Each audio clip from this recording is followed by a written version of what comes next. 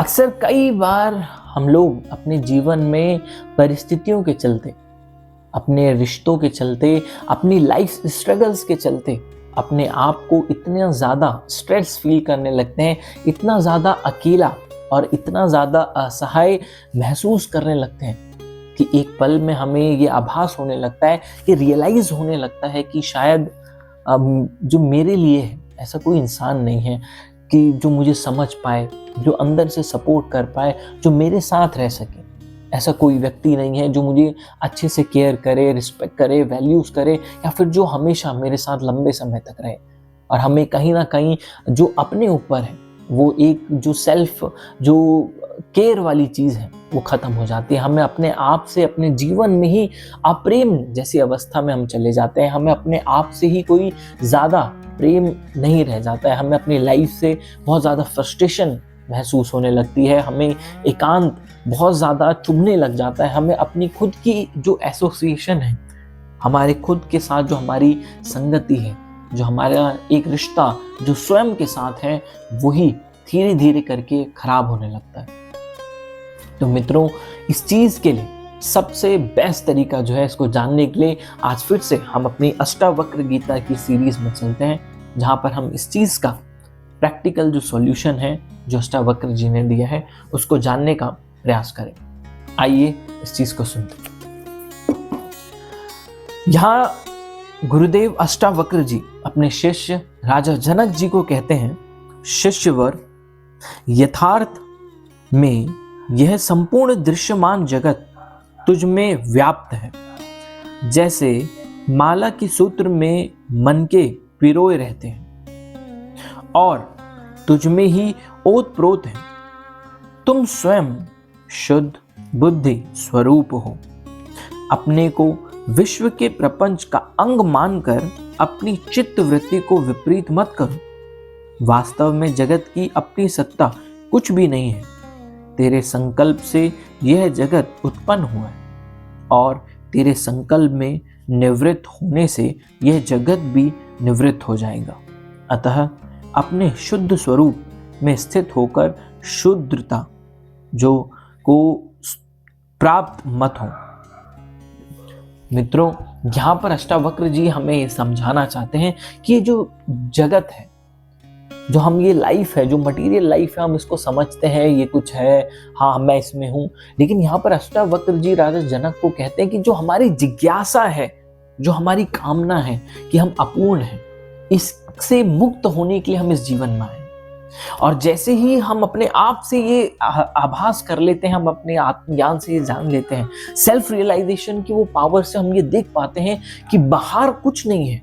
जो भीतर में जो सुख है, जो आनंद है, जो चित्त वृत्ति में जो आनंद है, जो वास्तविक स्वरूप में जो आनंद है, वो हमारे स्वयं के भीतर है। तो मित्रों, हमारे जीवन की जितनी भी जो आशाएं हैं, जो एक्सपेक्टेशन है, वो धीरे धीरे धीरे धीरे करके कम होती चली जाती है। धीरे धीरे धीरे करके ये जो हमारे बाहरी संसार से जो हमारी कामनाएं हैं, जिज्ञासा है, जो हमारी मटेरियल एक्सपेक्टेशंस हैं लोगों को लेके, चीज़ों को लेके, हम उसमें एक्सपेक्टेशंस हमारी कम होती चली जाती है। जो हमारी जिज्ञासा है यहाँ के लोगों को लेके, बाहरी जगत को लेके, वो कम होने लगती है।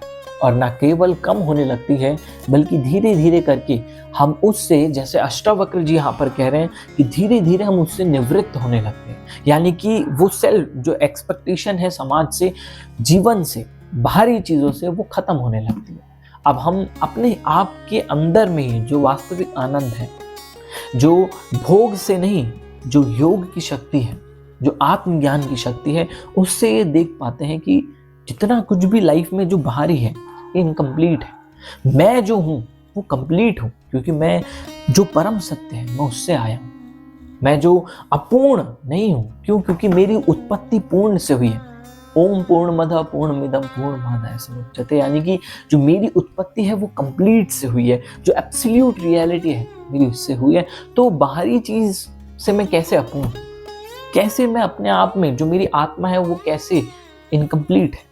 जब हम ये जो आत्म स्वरूप का जो ज्ञान है, जो आत्मज्ञान है, यानी कि आत्मबोध का जब हमें ज्ञान, सेल्फ रियलाइजेशन का मित्रों ये ज्ञान प्राप्त होने लगता है, तब हमें ये दिखता है कि बाहरी जो भी आकर्षण जीवन में है, चाहे वो रिश्ते में हो, चाहे वो चीज़ों में हो, चाहे वो किसी भी चीज़ में हो, तब हमारी जो खोज जो सुख की, अभी हम सब बाहरी चीज़ों में सुख ढूंढते हैं, अपने परिवार में, अपने लोगों में, अपने बाहर की चीज़ों में, अपने कारोबार में सुख मिल जाए, पैसा मिल जाए, ये हो जाएगा।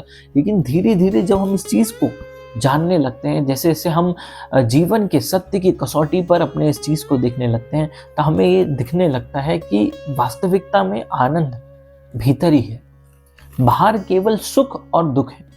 जिस तरीके से भगवान गीता में अर्जुन को कहते हैं कि कल्प वृक्ष का जो प्रतिबिंब पानी में पड़ता है, जिस तरीके से अगर हम जल को देखें, जैसे एक तालाब में एक पेड़ उसके बगल में है तो उसका परछाई नीचे दिखती है, उसी तरीके से जो हमारे भीतर छुपा आनंद है, जो उसका आनंद का जो कोश है, जो ट्रेजरी ऑफ हैप्पीनेस है, डीप सेटिस्फेक्शन है, उसका रिफ्लेक्शन हमें बाहर दिखता है।